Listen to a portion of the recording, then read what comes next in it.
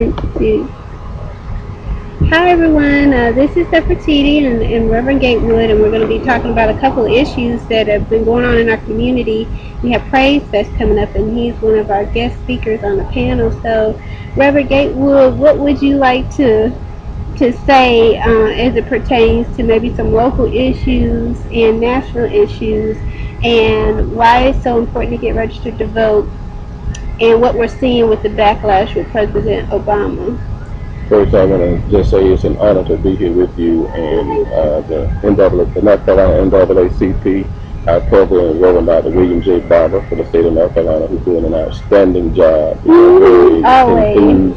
And thank you. And I don't want to cut you off, but thank you for standing in the gap for us, going to jail for us, because that's real, and that's what you've been doing. Well, to God be the glory, and I would just like to say that whatever the call for justice and carrying the banner for justice for this generation will call for, and I think that's an obligation we all have.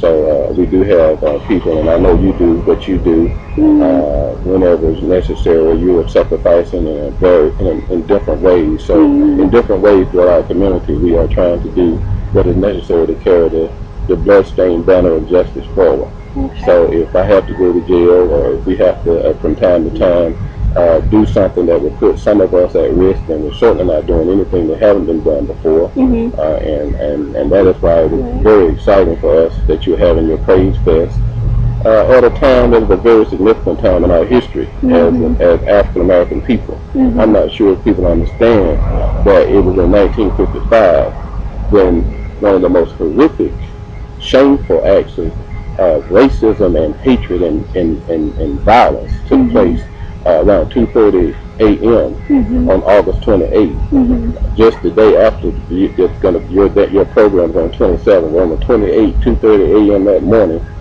14-year-old Emmett Till was kidnapped out of his bed by gunpoint by two white men and taken. This beautiful little young man who had a perfect smile. Anyway, his supposed crime by these racists was that he whistled at a white woman, and for that reason, they took him and they beat him all night.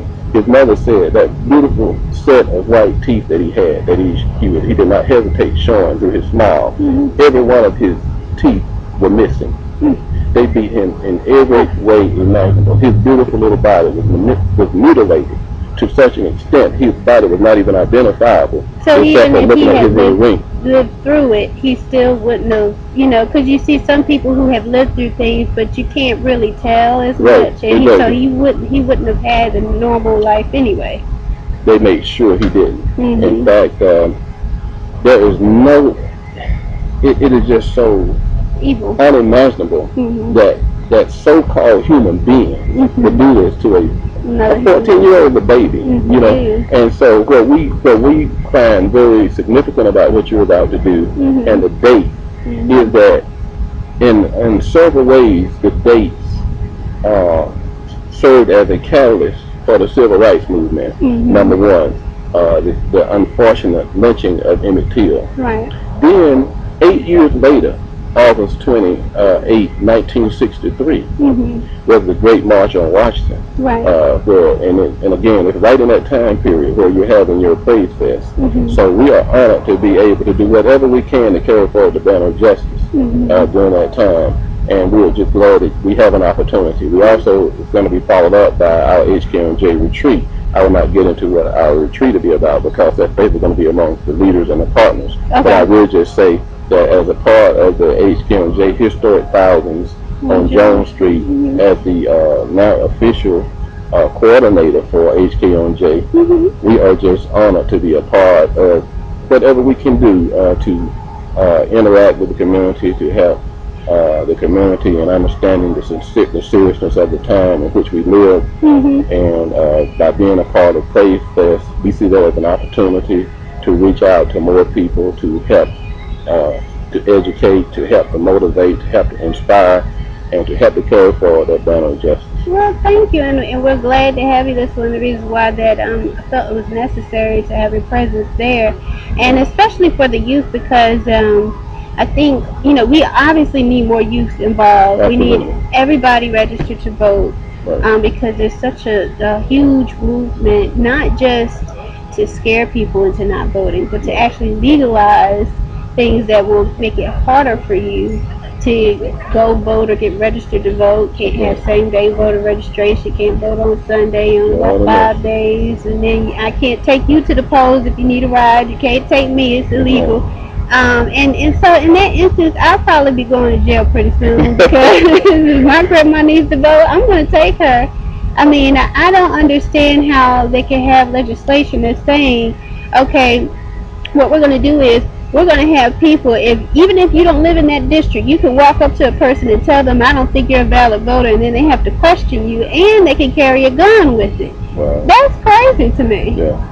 Well, everything that you were talking about, even on the state level, we're having now debates in various local districts, state districts, and now the national level. So many things that are that are taking place to push us back because of this backlash. We have people in this country who refuse to accept the leadership of an African American commander-in-chief. So they would be willing to destroy this entire country. Yeah. They'll be willing to violate this very constitution they claim to uphold.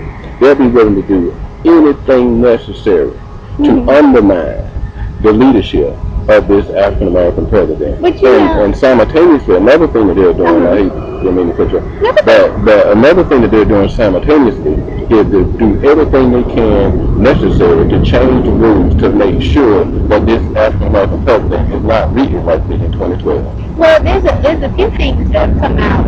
I just recently was looking at a documentary, and they were talking about, and I'll call the names out, Fox News. And they were saying that there was a blueprint that was given to the founder of Fox News by President Nixon, and that it was basically to ensure white order. Now, for me, I hate doing white, black, African American, all this other stuff, because really, those are labels. You know, we are who we are. We have a culture. We're from Africa.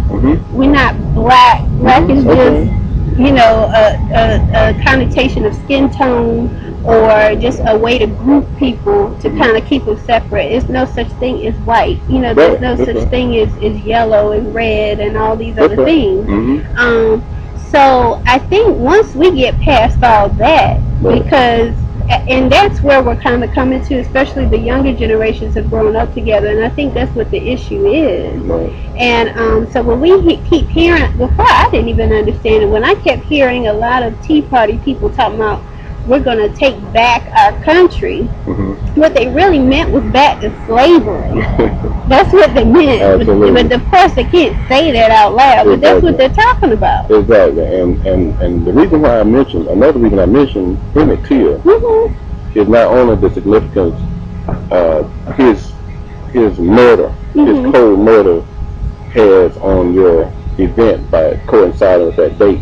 But another reason why I'm continuing to echo Emmett Till's memory and his crying little voice is because he is a measurement of where the hell we are not going back to. And if we are going, anytime we move a step backwards, we're moving closer back to Emmett Till. We're moving closer back to the savages that partook in that murder, and we're moving closer back to the senseless jury who are willing to let these men go free.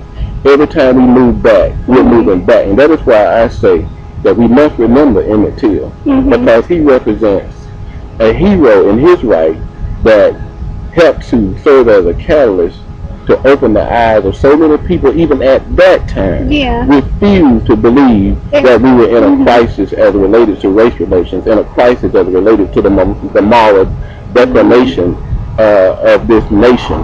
And so he is exemplary of how bad things can get if we do not stand and nip it in the bud. Well, see, I think honestly that from what I'm seeing, we just need to have a plan, because they've already made up their mind that that's where they're willing to go. And I even saw that when we had the vigil at the House Legislature, and LaRoe came at you because he wanted to make it a racial thing. Because the person that he had an interaction with was not really of color, I would question that. That's right. but he wasn't of color, so he had to come at you, and then so I stood up. And then the other sister stood up. Right. We wanted them to know that you weren't by yourself. Absolutely. And they're not going to just be dragging you out there. Right, and that's the way we have to move. I want to take it biblically just for a while in the book of Deuteronomy, where Moses is giving his farewell speech and turning over the mantle of leadership to Joshua to actually lead. In fact, he gives a similar speech to what Dr. Martin Luther King gave in April 1968, on April 3rd, when Dr. King talked about going up to the mountain looking over, and I've seen the promised land, and where the people will get to the promised land, even though I may not get there with you. And that's what Moses is doing when he turned over the mantle of leadership to Joshua. Right. But he does say this to Joshua. He said, "Be strong and of good courage." Right.